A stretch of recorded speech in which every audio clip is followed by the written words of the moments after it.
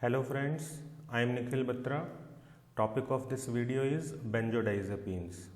It is one of the most important topic from examination point of view. It is useful for students of B.Pharm 4th semester and also important for my friends those are preparing for various pharma competitive exams. In this video, I am going to talk about the introductory portion of benzodiazepines, their therapeutic uses, mode of action, structures, and finally I will discuss about the structure-activity relationship. Dear friends, if you like this video, you can share it with your friends, subscribe my channel and hit the bell icon to get the notifications of latestly uploaded videos. तो आइए बात करते हैं benzodiazepines के बारे में। Benzodiazepines का field open हुआ क्लोरडाइजेप ऑक्साइड के सिंथेसिस और साथ ही साथ उसकी फार्माकोलॉजिकल प्रॉपर्टीज़ की डिस्कवरी के साथ में। ये स्ट्रक्चर जो आपको स्क्रीन पर नज़र आ रही है, क्लोरडाइजेप ऑक्साइड हाइड्रोक्लोराइड है। हाइड्रोक्लोराइड को .HCl से मेंशन किया हुआ है। क्लोरडाइजेप ऑक्साइड एक 2 एमिनो बेंजोडाइजेपिन है। इट मीन्स जो ये नाइट्रोजन है ये फर्स्ट पोजीशन है और ये सेकंड पोजीशन है। सेकंड पोजीशन पर एमिनो ग्रुप प्रेजेंट है जिसके एक हाइड्रोजन को रिप्लेस कर मिथाइल ग्रुप लगाया हुआ है। क्लोरडाइजेप ऑक्साइड की फार्माकोलॉजिकल प्रॉपर्टीज़ को देखते हुए कुछ और दूसरे सिमिलर एमिनो कंपाउंड्स भी सिंथेसाइज किए गए, लेकिन बाद में ये डिस्कवर हुआ कि जब क्लोरडाइजेप ऑक्साइड हमारी बॉडी में मेटाबोलाइज होता है तो वो दूसरे एक्टिव बेंजोडाइजेपिन 2-ऑन कंपाउंड्स में कन्वर्ट हो जाता है। इट मीन्स इसके स्ट्रक्चर में जो ये सेकंड पोजीशन है यहाँ पर कीटोन ग्रुप आ जाता है और इसके बेस पर आगे फर्दर एम्फेसिस शिफ्ट हो गया कि इस तरह की ड्रग्स बनाई जाए, ऐसे सिंथेसिस किए जाएं जिनमें सेकंड पोजीशन पर कीटोनिक ग्रुप प्रेजेंट हो। बात करते हैं थेराप्यूटिक यूजेस ऑफ बेंजोडाइजेपिन्स के बारे में। बेंजोडाइजेपिन्स काम में लिए जा सकते हैं as a sedative hypnotic drugs, anti anxiety drugs, anti convulsant drugs या आप इसको कह सकते हैं anti epileptic drugs. It means epilepsy के सिम्टोमेटिक ट्रीटमेंट में इनको यूटिलाइज किया जा सकता है। In case of pre anaesthetic medication, it means anaesthesia देने से पहले इन ड्रग्स को काम में लिया जाता है जिससे कि एनास्थीसिया ज़्यादा प्लीजेंट और सेफ हो जाए। और फिफ्थ यूज़ है for inducing, maintaining and supplementing the anaesthesia. बात करते हैं मोड ऑफ एक्शन के बारे में और पहले हम इसमें डिस्कस करेंगे इन जनरल हमारी बॉडी में क्या हो रहा है और उसको बेंजोडाइजेपिन्स किस तरह से अफेक्ट करते हैं। जैसा कि आप जानते हैं हमारी बॉडी में नर्व सेल या न्यूरॉन प्रेजेंट होते हैं और उनमें एक्शन पोटेंशियल तभी जनरेट होता है या कहें कि जनरेट होगा या नहीं होगा, वो डिपेंड करेगा एक बैलेंस पर। और ये बैलेंस किसके बीच में है? एक्साइटेटरी एंड इनहिबिटरी स्टिमुलेशन के बीच में। और हमारे ब्रेन में जो मेन इनहिबिटरी न्यूरोट्रांसमीटर है वो कहलाता है गाबा। गाबा की फुल फॉर्म है गामा एमिनो ब्यूटायरिक एसिड। गाबा का सिंथेसिस होता है ग्लूटामिक एमिनो एसिड से और ये बायोसिंथेसिस हो रहा है in presence of enzyme glutamic acid decarboxylase. और गाबा का डीएक्टिवेशन या आप कह सकते हैं इनएक्टिवेशन किस एंजाइम की प्रेजेंस में होगा? एंजाइम का नाम है गाबा ट्रांस एमिनेज। इन जनरल गाबा क्या करता है? GABA binds with GABA A receptors. GABA bind होता है गाबा ए रिसेप्टर्स से जो कि प्रेजेंट होते हैं क्लोराइड आयन चैनल्स पर। और जो ये बाइंडिंग है इसका रिजल्ट क्या होता है? इनफ्लक्स ऑफ क्लोराइड आयंस होगा और इनफ्लक्स ये रेस्पॉन्सिबल होगा न्यूरोनल हाइपर पोलराइजेशन के लिए। अब बात करते हैं बेंजोडाइजेपिन्स किस तरह से काम कर रही हैं। तो बेंजोडाइजेपिन्स क्या कर रही हैं? ये अपना एक्शन शो करती हैं इनहिबिशन को एनहांस करके। और ये वर्क किसके थ्रू किया जाने वाला है? वो कहलाएगा बेंजोडाइजेपिन रिसेप्टर। और ये जो बेंजोडाइजेपिन रिसेप्टर है ये एक इंटीग्रल पार्ट होता है GABA A receptor chloride ion channel complex का। डियर फ्रेंड्स, आप इस कॉम्प्लेक्स का डायग्राम किसी भी फार्माकोलॉजी की स्टैंडर्ड बुक से रेफ़र कर सकते हैं। वहाँ पर आपको बेंजोडाइजेपिन रिसेप्टर भी प्रॉपर लेबल किया हुआ मिलेगा, जहाँ पर डिफरेंट बेंजोडाइजेपिन ड्रग्स जाकर अटैच होती हैं और अपनी एक्टिविटी शो करती हैं। अब ये जो रिसेप्टर है ये किस तरह से वर्क कर रहा है, ये क्लोराइड आयन चैनल की ओपनिंग की फ्रीक्वेंसी को इंक्रीज करता है, जो कि इन जनरल इंड्यूस होती है गाबा के थ्रू। अब जो बेंजोडाइजेपिन्स हैं वो डायरेक्टली इन्वॉल्व नहीं है किस चीज़ में, कि वो डायरेक्टली क्लोराइड आयन्स की कंडक्टेंस को इंक्रीज नहीं करती हैं। बेंजोडाइजेपिन्स क्या कर रही हैं, अल्टीमेटली गाबा इंड्यूस्ड हाइपरपोलराइजेशन को इंक्रीज करती हैं। रिजल्ट क्या होता है, firing rate of neurons decrease हो जाता है और अल्टीमेटली क्या रिजल्ट देखने को मिलेगा, CNS डिप्रेसेंट इफेक्ट प्रोड्यूस हो जाता है, जो कि रिक्वायर्ड इफेक्ट है बेंजोडाइजेपिन्स के केस में। बात करते हैं स्ट्रक्चर्स की, तो जो बेंजोडाइजेपिन ड्रग्स हैं इनको उनकी स्ट्रक्चर के बेस पर दो कैटेगरीज में, या आप कह सकते हैं दो क्लासेस में डिवाइड किया जा सकता है, class A and class B. पहले हम क्लास ए को डिस्कस करने जा रहे हैं और जो आपको स्क्रीन पर स्ट्रक्चर नज़र आ रही है ये जनरल स्ट्रक्चर है क्लास ए बेंजोडाइजेपिन्स की। इसकी स्ट्रक्चर को और नंबरिंग को डिस्कस करते हैं। तो देखिए ये बेंजीन रिंग है, इसके पास में ये फ्यूज्ड डाईएजेपिन 7 मेंबर्ड रिंग है। नाम क्यों दिया गया है इस तरह का, डाई मीन्स 2, दो क्या है, एजा मतलब नाइट्रोजन, तो 2 नाइट्रोजन प्रेजेंट है। 7 मेंबर्ड रिंग है, तो 7 मेंबर्ड के लिए सफिक्स काम में लेते हैं इपीन, तो रिंग का नाम हो गया डाईएजेपिन। और इसकी सेकंड पोजीशन पर कार्बोनाइल ग्रुप प्रेजेंट है, या कह सकते हैं कीटोनिक ग्रुप प्रेजेंट है, और 5th पोजीशन पर फिनाइल रिंग प्रेजेंट है। इस जनरल स्ट्रक्चर में आपको कुछ पॉइंट ऑफ वेरिएशन भी नज़र आ रहे हैं। तो देखिए फर्स्ट पोजीशन पर जो पॉइंट ऑफ वेरिएशन है R1, थर्ड पोजीशन पे R3, 7th पोजीशन पे R7 और ये फिनाइल रिंग पर 2' पोजीशन पे ये X मेंशन किया हुआ है। तो ये 4 पॉइंट ऑफ वेरिएशन है। नंबरिंग किस तरह से देनी है, तो जो डाईएजेपिन रिंग है इसका जो ये नाइट्रोजन है ये फर्स्ट पोजीशन ऑब्टेन करेगा, second, third, fourth, 5th, 6th, 7th, 8th और ये 9th पोजीशन। अगर आप 5th पोजीशन पर अटैच्ड फिनाइल रिंग को भी नंबरिंग देना चाहते हैं तो नंबरिंग किस तरह से देनी है, ये जो पोजीशन है ये 1' पोजीशन है, 2', 3', 4', 5' और ये 6' पोजीशन हो जाएगी। तो अब देखिए क्लास ए बेंजोडाइजेपिन ड्रग्स जो हम यहाँ पे डिस्कस करने वाले हैं, तो ये 4 ड्रग्स मेंशन की हुई हैं, डाइजेपाम, ऑक्साजेपाम, क्लोराजेपेट एंड लोराजेपाम। डाइजेपाम में फर्स्ट पोजीशन पर मिथाइल ग्रुप प्रेजेंट है और 7th पोजीशन पर क्लोरो ग्रुप प्रेजेंट है। ऑक्साजेपाम में क्या चेंज हुआ, जो मिथाइल ग्रुप है उसको हटा दिया गया है, थर्ड पोजीशन पर OH ग्रुप प्रेजेंट है और बाकी R7 और RX पर पहले वाली ही कंडीशन है डाइजेपाम जैसी। क्लोराजेपेट के लिए बात करते हैं, अगर आप ऑक्साजेपाम से क्लोराजेपाम में स्ट्रक्चर में चेंज देखें तो सिंपली एक चेंज करना है, और वो क्या करना है, इस थर्ड पोजीशन पर OH की जगह COO के अटैच कर दिया जाए, पोटेशियम साल्ट कार्बोक्सिलिक एसिड का लगा दिया जाए। और 4th ड्रग है लोराजेपाम, तो देखिए इसमें क्या चेंज किया, जो थर्ड पोजीशन है OH ग्रुप लगा दिया है और जो ये X वाली पोजीशन है यहाँ पर क्लोरो ग्रुप अटैच किया हुआ है। अब इन चारों स्ट्रक्चर्स को, इन चारों ड्रग्स के स्ट्रक्चर्स को आप एनालाइज करें तो यहाँ पर क्लोराजेपाम एक ऐसी ड्रग है जिसमें 2 क्लोरो ग्रुप प्रेजेंट हैं, और ऑक्साजेपाम और लोराजेपाम ये ऐसी ड्रग्स हैं जिनमें थर्ड पोजीशन पर हाइड्रोक्साइल ग्रुप प्रेजेंट है। और केवल एक ऐसी ड्रग हमने यहाँ पे बात की है डाइजेपाम की, जिसमें इस फर्स्ट पोजीशन पर मिथाइल ग्रुप प्रेजेंट है, बाकी सभी ड्रग्स में हाइड्रोजन प्रेजेंट है। इन चारों ड्रग्स में कॉमन क्या है, तो देखिए जो 7th पोजीशन है यहाँ पर ये क्लोरो ग्रुप प्रेजेंट है चारों ड्रग्स में।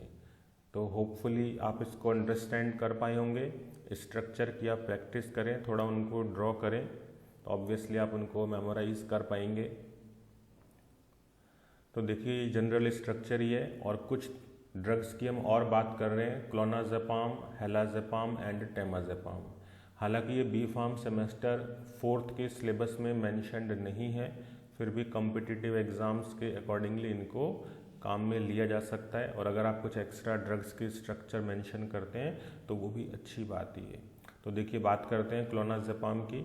क्लोनाज़ेपाम में R1 पोजीशन पर हाइड्रोजन, R3 पोजीशन पर हाइड्रोजन है और R7 पोजीशन पर नाइट्रो ग्रुप प्रेजेंट है, और किसी दूसरी ड्रग में नाइट्रो ग्रुप इस पोजीशन पे नहीं आया है। अगर X वाली पोजीशन की बात करें तो यहाँ पे क्लोरो ग्रुप प्रेजेंट है। हेलाज़ेपाम में देखें CH2CF3 ये मोइटी प्रेजेंट है इस फर्स्ट पोजीशन पर। R3 पोजीशन पर हाइड्रोजन आ गया और R7 पोजीशन पर ये क्लोरीन प्रेजेंट है, और X वाली जो पोजीशन है यहाँ पे हाइड्रोजन आ गया। लास्ट ड्रग है टेमाज़ेपाम, तो यहाँ पर फर्स्ट पोजीशन पे आ गया मिथाइल ग्रुप, R3 पोजीशन पे आ गया OH, R7 पोजीशन पर क्लोरो ग्रुप और X वाली पोजीशन पे आ गया हाइड्रोजन। बात करते हैं SAR की, क्लास ए बेंजोडाइजेपिन ड्रग्स का SAR। तो ये जनरल स्ट्रक्चर यहाँ पे रेफरेंस के लिए मेंशन की हुई है। फर्स्ट पॉइंट है, फर्स्ट पोजीशन पर, ये जो हमने फर्स्ट पोजीशन की बात की थी, यहाँ पर नाइट्रोजन एटम प्रेजेंट होना चाहिए, ये रिक्वायर्ड है एक्टिविटी के लिए। और कोई भी अगर सब्स्टिट्यूएंट प्रेजेंट है इस फर्स्ट पोजीशन पर तो वो स्मॉल होना चाहिए। मोस्ट ऑफ द ड्रग्स में यहाँ पे हाइड्रोजन देखने को मिला। अगर आप डाइजेपाम और टेमाज़ेपाम की बात करें तो इस फर्स्ट पोजीशन पर मिथाइल सब्स्टिट्यूएंट प्रेजेंट है, और हेलाज़ेपाम ड्रग में ट्राईफ्लोरोइथाइल मतलब CH2CF3 moiety as a substituent present है इस फर्स्ट पोजीशन पर। तो सेकंड पॉइंट बात करते हैं, कार्बोनाइल ग्रुप, या आप कह सकते हैं कि कीटोनिक ग्रुप रिक्वायर्ड है इस सेकंड पोजीशन पर एक्टिविटी के लिए। थर्ड पॉइंट डिस्कस करें तो देखिए अपने को इसमें क्या मेंशन करना है, जो ये 7th पोजीशन है, यहाँ पे हमने ये नंबरिंग मेंशन की थी, तो ये 7th पोजीशन आप देख पा रहे हैं R7 से रिप्रेजेंट किया हुआ है। यहाँ पर इलेक्ट्रोनेगेटिव सब्स्टिट्यूएंट प्रेजेंट होना चाहिए ऑप्टिमल एक्टिविटी के लिए। और जो मोस्ट ऑफ द ड्रग्स हैं जो कि क्लास ए बेंजोडाइजेपिन से बिलोंग कर रही हैं उनमें इस पोजीशन पर क्लोरो ग्रुप प्रेजेंट है। हालांकि जो क्लोनाज़ेपाम ड्रग है उसमें इस पोजीशन पर नाइट्रो ग्रुप प्रेजेंट है। तो ये सभी इलेक्ट्रॉन विदड्रॉइंग ग्रुप ही हैं। बात करते हैं फोर्थ पॉइंट की, तो यहाँ पर देखिए जो ये बेंजीन रिंग है, यहाँ पे हमने कुछ पोजीशंस की बात की थी 6, 8 और ये जो 9 पोजीशन है, ये हमेशा अनसब्स्टिट्यूटेड रहनी चाहिए। या फिर आप दूसरे वर्ड्स में कह सकते हैं अगर यहाँ पर किसी भी तरह का सब्स्टिट्यूशन प्रेजेंट होगा तो वो एक्टिविटी में डिक्रीज ही करेगा, एक्टिविटी के लिए अच्छा नहीं होगा। Fifth point, presence of phenyl ring कौन सी पोजीशन पर, एट 5th पोजीशन, एक्टिविटी को इंक्रीज करती है। अगर आप कहते हैं कि जो फिनाइल रिंग है यहाँ पर हमें कोई सब्स्टिट्यूशन देना है तो वो सब्स्टिट्यूशन किस तरह का होना चाहिए, वो ग्रुप ऐसा होना चाहिए जो कि इलेक्ट्रॉन विदड्रॉइंग ग्रुप हो। अगर इस तरह की सिचुएशन होगी तो एक्टिविटी आगे फर्दर और इंक्रीज ही होने वाली है, और इसका एग्जाम्पल हो जाएगा क्लोनाज़ेपाम एंड लोराज़ेपाम। 7th पॉइंट की बात करते हैं, लेकिन अगर आपने कहा कि इस 5th पोजीशन पर अटैच्ड फिनाइल रिंग की पैरा पोजीशन, या फिर आप कह सकते हैं 4' पोजीशन पर कोई सब्स्टिट्यूशन दिया जाए तो वो एक्टिविटी में डिक्रीज करता है। 8th पॉइंट को डिस्कस करते हैं। यहाँ देखिए आप स्ट्रक्चर में जो ये 4th और ये 5th पोजीशन है इनके बीच में एक डबल बॉन्ड प्रेजेंट है। अब यहाँ पे कंडीशन क्या है कि इस 4th और 5th पोजीशन के बीच में प्रेजेंट डबल बॉन्ड को अगर सैचुरेट कर दिया जाए, इट मीन्स इसको सिंगल बॉन्ड में कन्वर्ट कर दें, या फिर इसकी पोजीशन को शिफ्ट कर दें इन बिटवीन 3 और 4 पोजीशन। तो अगर हम ऐसा कोई भी चेंज करेंगे तो वो एक्टिविटी को डिक्रीज करता है। 9th पॉइंट की बात करते हैं, अगर आपने कहा कोई एल्काइल सब्स्टिट्यूशन प्रेजेंट है इस 3rd पोजीशन पर तो वो भी एक्टिविटी को डिक्रीज करेगा। हालांकि इस थर्ड पोजीशन पर अगर हाइड्रोक्साइल ग्रुप अटैच किया जाए तो वो एक्टिविटी को एडवर्सली अफेक्ट नहीं करता है। लास्ट पॉइंट को डिस्कस करते हैं। यहाँ पे देखिए हमें क्या बात करनी है कि जो ये थर्ड पोजीशन जो हमने भी जस्ट डिस्कस किया है, यहाँ पर हाइड्रोक्साइल ग्रुप प्रेजेंट है या नहीं, तो ये किस चीज़ को अफेक्ट करता है, ये उस पर्टिकुलर ड्रग या कंपाउंड के फार्माकोकाइनेटिक पैरामीटर्स के लिए इम्पॉर्टेंट होता है। अगर आप कहते हैं कि इस तरह की ड्रग्स हैं या ऐसे कंपाउंड्स हैं जिनमें हाइड्रोक्साइल ग्रुप प्रेजेंट नहीं है, तो वो जो ड्रग्स हैं वो नॉन पोलर होंगी, उनकी हाफ लाइफ ज़्यादा होगी और उनको हेपेटिक ऑक्सीडेशन के प्रोसेस से पास होना पड़ेगा। और इसमें एग्जाम्पल हो जाएगा diazepam, clonazepam and halazepam. Next possibility क्या आएगी, आपने कह दिया इस तरह की ड्रग्स हैं जिनमें इस थर्ड पोजीशन पर हाइड्रोक्साइल ग्रुप प्रेजेंट है, तो वो ड्रग्स कंपैरेटिवली ज़्यादा पोलर होंगी और जो पोलर ड्रग्स होती हैं या कंपाउंड्स होते हैं वो बॉडी से जल्दी से एलिमिनेट हो जाते हैं क्योंकि उनको फेज फर्स्ट रिएक्शन से पास नहीं होना पड़ता है, जैसा कि आपने मेटाबॉलिक रिएक्शंस में स्टडी किया होगा। इट मीन्स इस तरह की ड्रग्स जिनमें इस थर्ड पोजीशन पर OH ग्रुप प्रेजेंट है वो जल्दी से फेज सेकंड रिएक्शंस में एंटर कर जाएंगी और ग्लूकोरोनेडेशन के प्रोसेस से ग्लूकोरोनेड कंजुगेट बनाएंगी, बॉडी से एलिमिनेट हो जाएंगी। एग्जाम्पल क्या होंगे ऐसी ड्रग्स के, ऑक्साजेपाम, लोराजेपाम एंड टेमाजेपाम। अब हम बात करते हैं समरी ऑफ SAR की। जो हमने ओवरऑल अभी ये डिस्कस किया है इसको हम थोड़ा सा ब्रीफ में डिस्कस करते हैं कुछ इंपॉर्टेंट पॉइंट्स के बारे में।